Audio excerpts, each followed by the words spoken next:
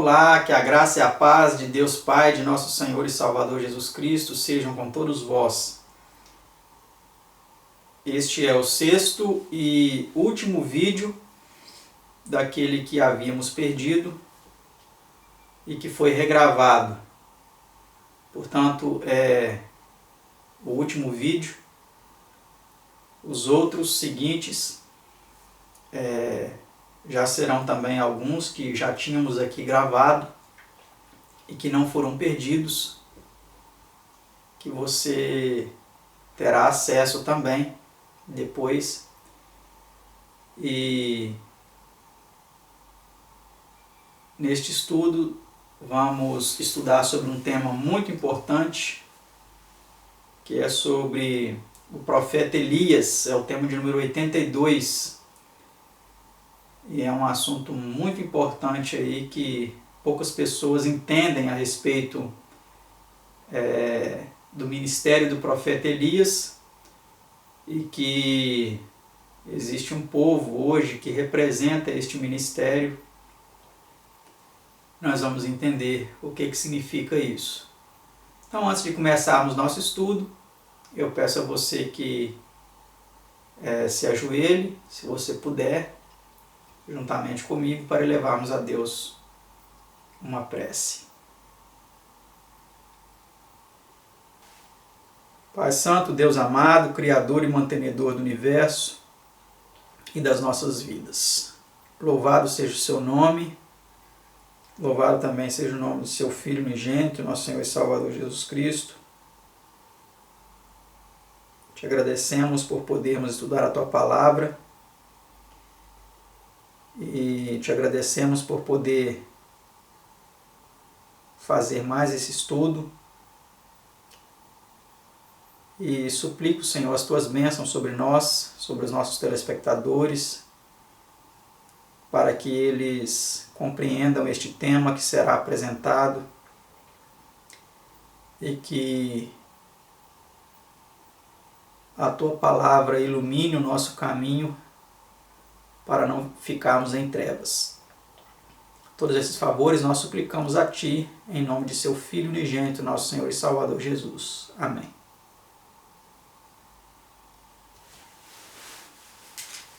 Esse estudo é um pouco maior do que o anterior que havíamos feito, que fizemos.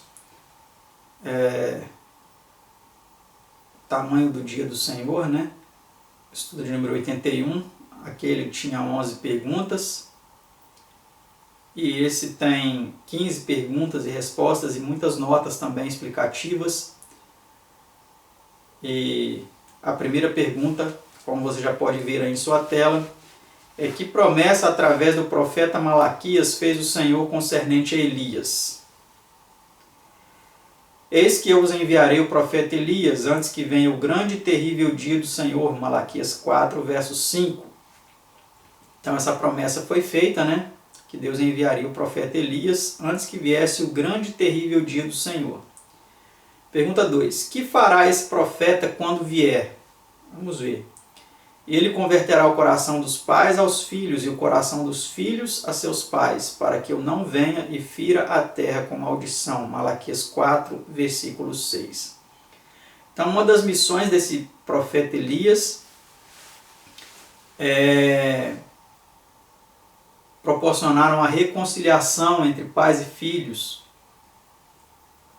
para que eles sejam salvos, aí Deus não fira a terra com a maldição, né? Pergunta 3. A quem indicou Cristo como estando a cumprir esta profecia? Vamos ver agora o significado disso, né? E os seus discípulos o interrogaram, dizendo, os discípulos de Jesus, né? Por que dizem então os escribas que é mister que Elias venha primeiro? E Jesus respondendo disse-lhes: em verdade, Elias virá primeiro e restaurará todas as coisas. Mas digo-vos que Elias já veio e não o conheceram, mas fizeram-lhe tudo o que quiseram. Assim farão eles também padecer o Filho do Homem. Então entenderam os discípulos que lhes falara de João o Batista. São Mateus 17, 10 a 13. Então olha que interessante, Jesus aplicou então aquela profecia, né, de que Elias viria a João Batista. Mas João Batista era o Elias, era a reencarnação de Elias? Não. Isso aqui nós precisamos entender que João Batista veio no espírito e poder de Elias. Não que espírito seja aqui o espírito, né, desencarnado de Elias que encarnou em João Batista. Não é isso. Espírito aqui dá uma conotação no espírito de Elias, no mesmo propósito de Elias, na mesma disposição espiritual, na mesma propensão espiritual de Elias. Tá certo? Que era uma das propensões, das disposições espirituais de Elias, era restaurar o culto verdadeiro, restaurar o povo de Deus que estava em uma condição degradada no seu tempo, adorando a Baal, né? Por influência aí do ímpio rei de Israel Acabe e Jezabel, né? A sua depravada esposa. Então, João Batista ele veio nesse mesmo espírito, nessa mesma disposição espiritual, que é a verdadeira compreensão dessa palavra nesse contexto, que é preparar um povo para receber aí o Messias, então, o ministério de Cristo na terra, né? Restaurar aquele povo que estava em uma condição também bem complicada, bem degradada. Mas, como o texto aqui vem dizendo, eles fizeram o que quiseram com ele, né? Inclusive até o decapitaram. Pergunta 4. Que disse João Batista ao ser interrogado se era Elias? Olha que interessante essa pergunta, hein? Vamos ver então. São João 1, verso 21, a resposta dele foi direta e objetiva, né? E disse, não sou. Então, ele não disse que era Elias. Isso aqui é muito importante a gente analisar para vermos que realmente João Batista não era Elias, a reencarnação de Elias. Não, ele não era. Ele tinha vindo no espírito e poder de Elias, né, para realizar a sua missão. Pergunta 5. Quem disse ele ser? Vamos ver o que ele fala que ele era. Disse, eu sou a voz do que clama no deserto, endireitai o caminho do Senhor, como disse o profeta Isaías. João 1, verso 23. Então ele era uma voz, né, que clamava no deserto, para preparar o caminho para o Messias aí, que era Cristo, né, que é Cristo. Pergunta 6. Em que sentido explica o anjo Gabriel ser João Batista ou Elias? De Malaquias 4, 5. Vamos ver. E converterá muitos dos filhos de Israel ao Senhor seu Deus, e irá diante dele no espírito e virtude de Elias. Vendo? Para converter os corações dos pais aos filhos, e os rebeldes à prudência dos justos, com o fim de preparar ao Senhor um povo bem disposto. São Lucas 1, 16 e 17. Então isso aqui o anjo Gabriel falou com a mãe, né, de Jesus, de João Batista, o pai de João Batista, antes de João Batista nascer. Então quando ele anunciou que Isabel ficaria grávida, né, que ela era estéril, ela não podia ter filhos, mas ela ficou grávida de João Batista. E aqui o anjo Gabriel explica para ela quem seria esse, né, que nasceria dela, que ele iria diante do Messias, né, no espírito e virtude de Elias, para converter os corações dos pais aos filhos e os rebeldes à prudência dos justos, com o fim de preparar ao Senhor um povo bem disposto. Então aí fala de reconciliação familiar, né, fala de conversão dos rebeldes, e foi realmente isso que João Batista fez. João Batista ele teve um ministério muito objetivo, né? Quando perguntava para ele os soldados, o que eu devo fazer? Não cobre, não ganhe suborno, esteja contente com o vosso salário, né? Perguntaram Várias coisas, né? João Batista foi aí bem objetivo no seu ministério. Vamos ver essa nota em nosso estudo. João andou no espírito e virtude de Elias e no preparo de um povo para o primeiro advento de Cristo. Fez um trabalho semelhante ao do profeta Elias, de Malaquias 4, 5, né? Agora vamos ver a pergunta 7. Perto do fim dos 3,5 anos de seca em Israel, sobrevinda como um juízo a pedido de Elias, conforme Tiago 5,17, né? Foi Elias que pediu que não chovesse. Em consequência da apostasia de Israel, que acusação fez o rei Acabe a Elias? Vamos ver que acusação ele fez. E sucedeu que, vendo Acabe a Elias, disse-lhe: És tu o perturbador de Israel? 1 Reis 18, 17. Então Acabe perguntou se ele era o perturbador de Israel, né? O causador de toda aquela perturbação que estava acontecendo com eles. Aquela seca, fome, miséria e tudo mais. Vamos ver o que Elias respondeu. Pergunta 8. Então disse ele: Eu não tenho perturbado a Israel, mas tu e a casa de teu pai, porque deixastes os mandamentos do Senhor e seguiste a Baalim. 1 Reis 18, verso 18.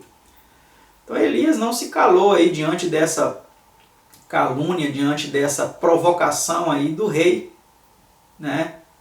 Ele disse: não tenho perturbado Israel. Quem está perturbando Israel é você com a sua idolatria perante Deus.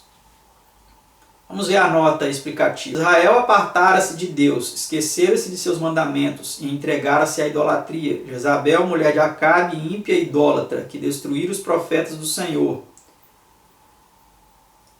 Estavam mantendo centenas de profetas de Baal e buscava Elias para o matar. E Elias orou para que houvesse fome na terra e disse a Acabe: Vive o Senhor Deus de Israel, perante cuja face estou, que nestes anos nem orvalho nem chuva haverá, senão segundo a minha palavra. 1 Reis 17, 1.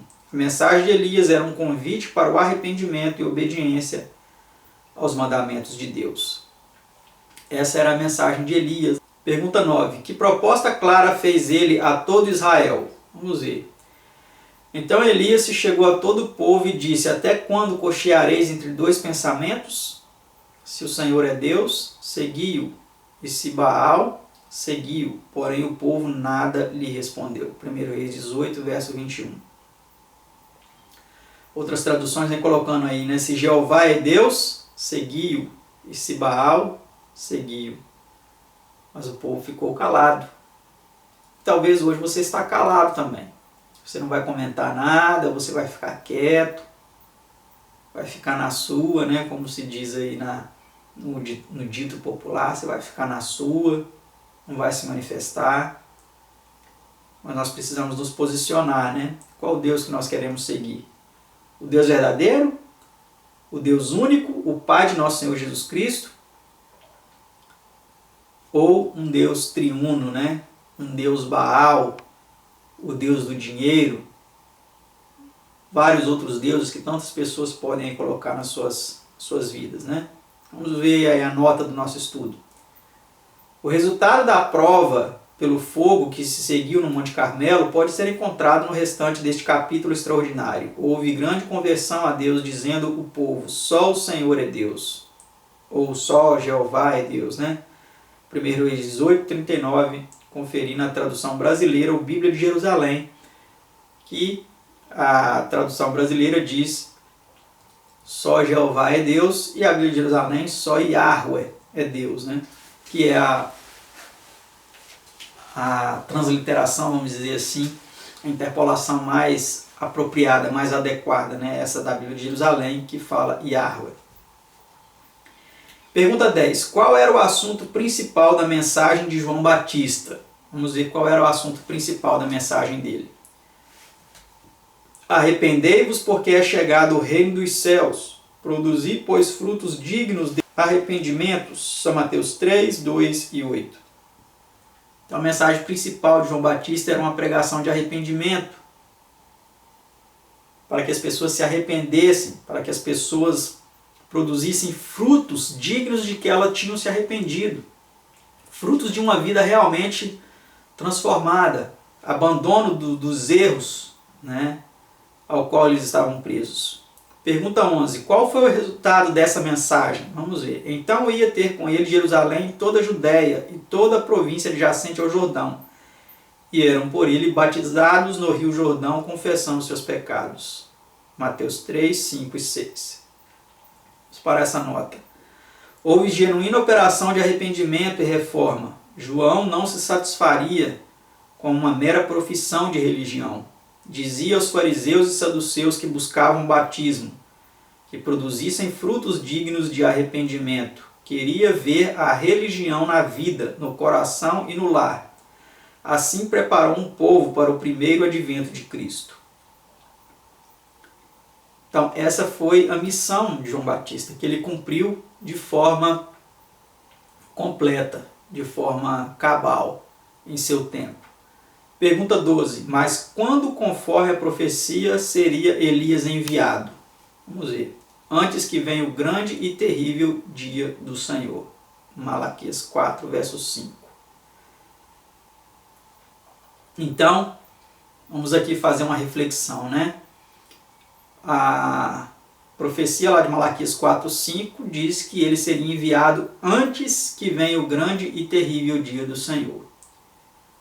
Elias, que no caso foi João Batista, né? Porque quando Malaquias fez essa profecia, Elias já tinha cumprido o seu ministério, já tinha sido arrebatado.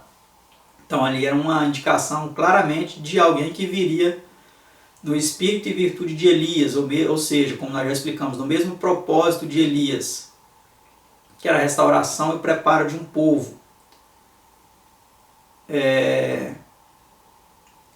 João Batista veio antes do grande e terrível dia do Senhor? Sim, ele veio, porque Jesus ele não voltou ainda.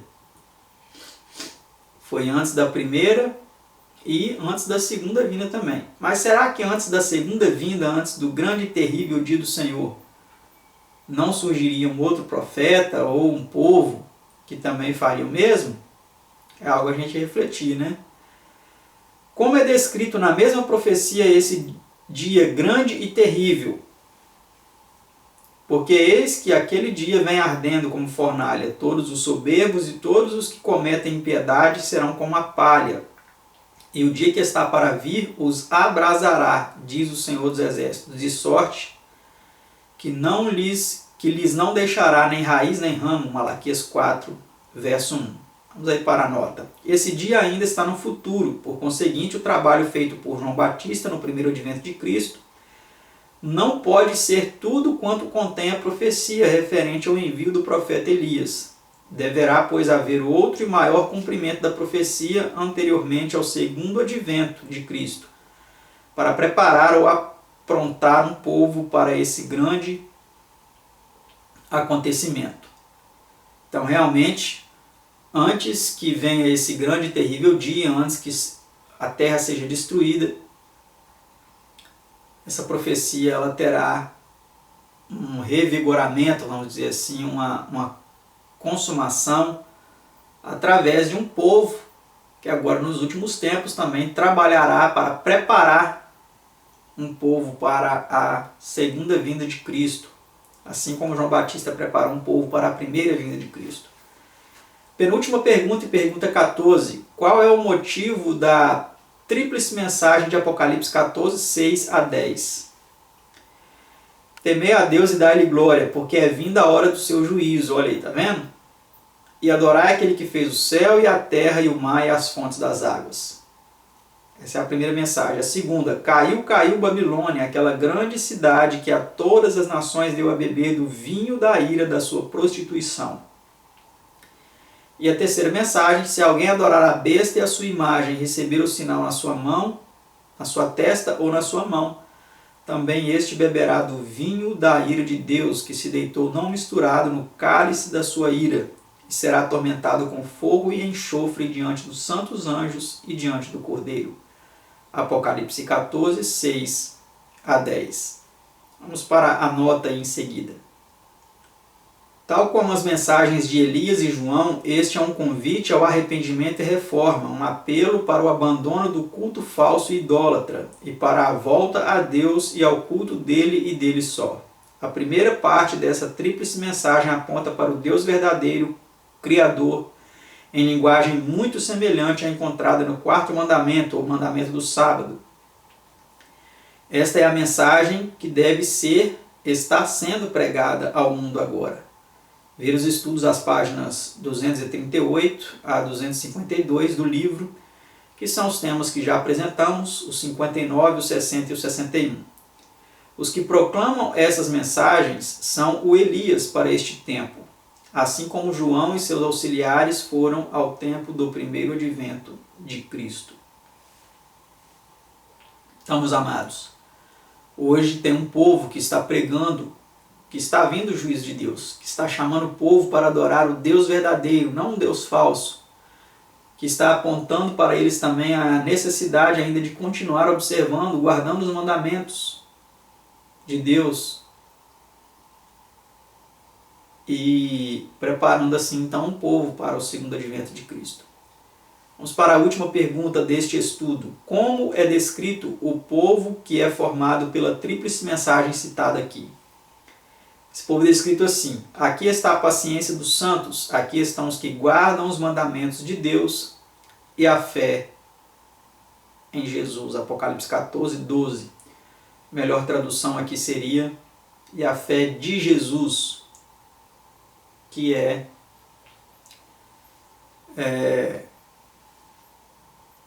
os ensinamentos que Jesus viveu, pregou e viveu em sua vida. Vamos para a nota final aí do nosso estudo.